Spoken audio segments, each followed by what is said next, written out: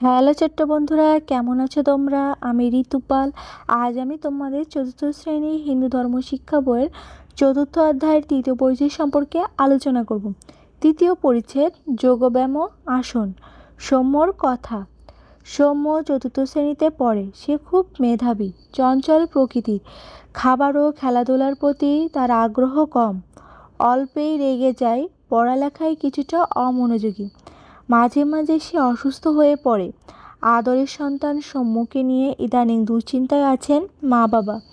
এমন সময় সৌম্যর মামা ওদের বাসায় আসেন। সৌম্যর মা বিষয়টি তার ভাইকে জানান।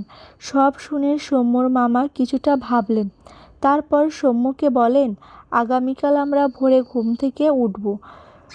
সৌম্য মামাকে খুব পছন্দ করে।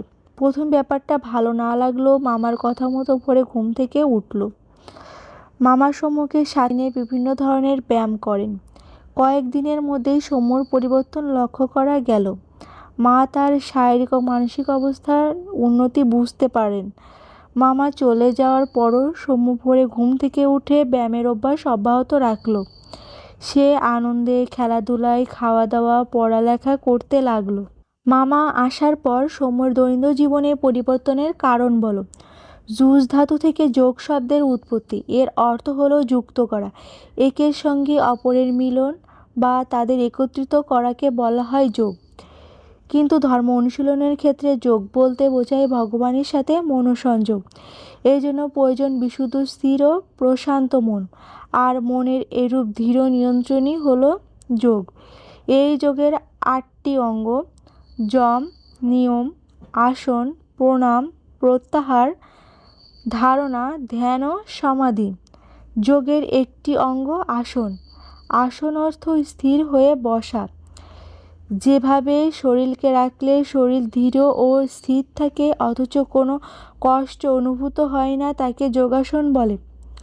যোগাসন অনুশীলনের কিছু নিয়মকানুন রয়েছে, সেগুলো অনুসরণ করতে হয়, তবে এর উপকার পাওয়া যায়। নিয়মিত যোগব্যায়াম করলে শরীর সুস্থ ও সবল থাকে। কোনো রোগ ব্যাধি সহজে আক্রমণ করতে পারে না। এর জন্য নিয়মিত যোগব্যায়াম করা উচিত। প্রাচীনকালে মুনি ঋষিগণ যোগসাধনার দ্বারাই শরীরকে সুস্থ সবল রাখতেন। ধ্যান, জপ, তপ ও প্রণামে নিজেদের নিরোগ রাখতেন। আসন অনেক প্রকার, যেমন পদ্মাসন, শবাসন, সিদ্ধাসন, সর্বাঙ্গাসন, শলভাসন, গোমুখাসন ইত্যাদি।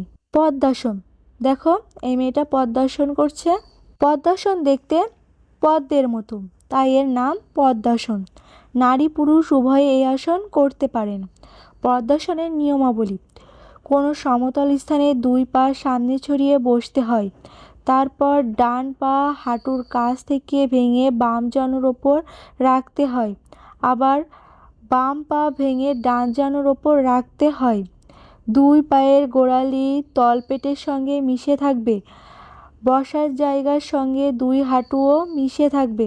হাঁটু যেন উঁচু না থাকে, সোজা হয়ে বসতে হয়। মাথা, ঘাড় ও মেরুদণ্ড সোজা থাকবে। শ্বাস প্রশ্বাস স্বাভাবিক থাকবে। 1 মিনিট বসে থাকার পর পা ছড়িয়ে দিতে হয়।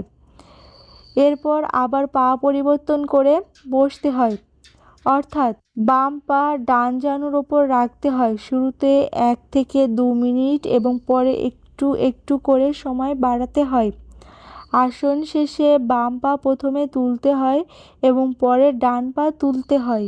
উপকারিতা: নিয়মিত এই আসন করলে অনিদ্রা থেকে মুক্তি পাওয়া যায়। শরীরের মেদ কমে, মনের একাগ্রতা অর্থাৎ মনোসংযোগ বাড়ে। এই আসনে জীবনীশক্তি বৃদ্ধি পায়। শিক্ষার্থীদের জন্য পদ্মাসন খুবই উপকারী। শবাসন। দেখো, এই ছেলেটা শবাসন করছে।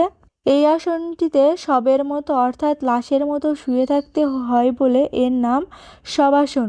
শবাসনের নিয়ম: কোনো শক্ত জায়গায় চিত হয়ে শুয়ে পা দুটি লম্বা করে ছড়িয়ে দিতে হয়। পা দুটির মাঝে প্রায় 1 ফুটের মতো ফাঁকা থাকবে। পায়ের গোড়ালি ভিতরের দিকে থাকবে, আঙুলগুলো থাকবে বাইরের দিকে। হাত দুটি লম্বালম্বিভাবে শরীরের দুপাশে উরুর থেকে কাছাকাছি রাখতে হবে। হাতের পাতা আধমুঠা অবস্থায় থাকবে, কোনো শক্ত ভাব যেন না থাকে। ধীরে ধীরে স্বাভাবিকভাবে শ্বাস গ্রহণ ও ত্যাগ করতে হয়।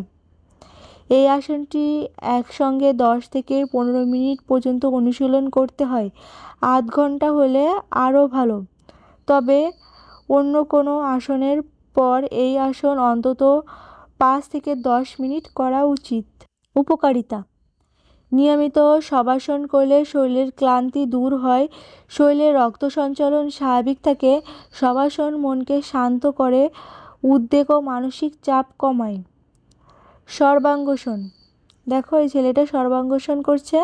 যে আসন অভ্যাস করলে শরীরের সমস্ত অঙ্গ প্রত্যঙ্গ সুস্থ সবল ও নীরোগ হয় তাকে সর্বাঙ্গসন বলে। এই আসনে মাত্র 20 বা 30 সেকেন্ডের মতো থাকতে হয়। সর্বাঙ্গসনের নিয়ম: প্রথমে চিত হয়ে শুয়ে পড়তে হয়, পা দুটি সোজা করে ধীরে ধীরে উপরে তুলতে হয়। তারপর হাত দুটি পাঁজরের দুপাশে মাটিতে রাখতে হয়।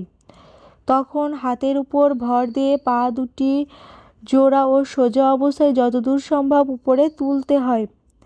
এবার হাত দুটি কনুইয়ের কাছ থেকে ভেঙে কোমরের দুপাশে ধরতে হয় এবং কনুইয়ের উপর জোর দিয়ে কোমর ও পা সোজা অবস্থায় উপরে তুলতে হয়। এই অবস্থায় চিবুকটি যেন শক্ত ও কণ্ঠনালীর মধ্যে লেগে থাকে। এভাবে শ্বাস প্রশ্বাস স্বাভাবিক রেখে 20 থেকে 30 সেকেন্ড থাকতে হয়।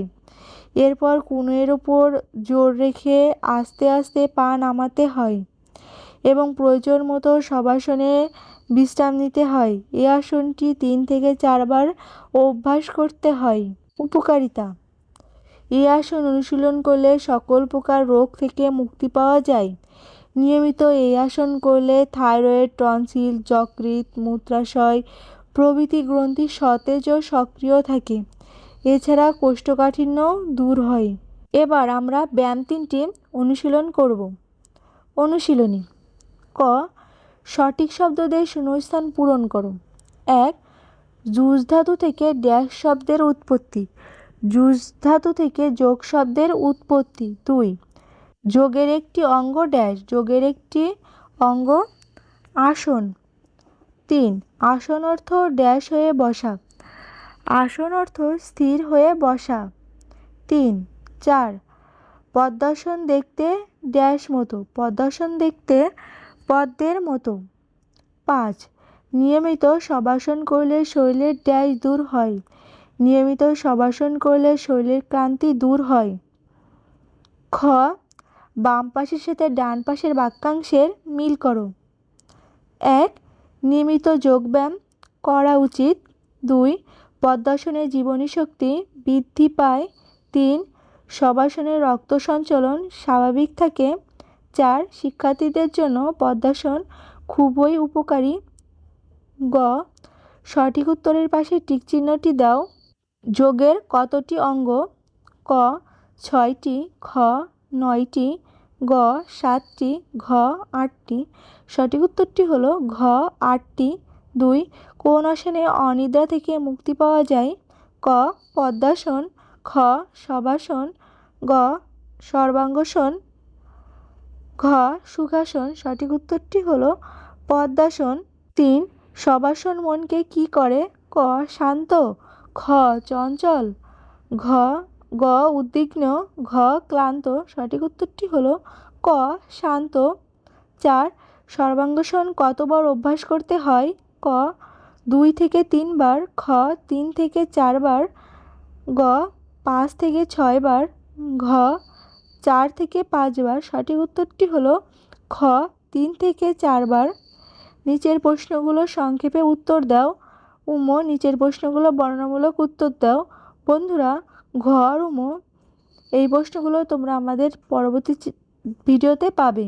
আজকে আমাদের ভিডিওটি এই পর্যন্তই। ভিডিওটি ভালো লাগলে চ্যানেলটি সাবস্ক্রাইব করতে পারো। আমাদের পরবর্তী ভিডিওতে পরবর্তী অধ্যায় ও অনুশীলনগুলো আলোচনা করা হবে। ধন্যবাদ সবাইকে।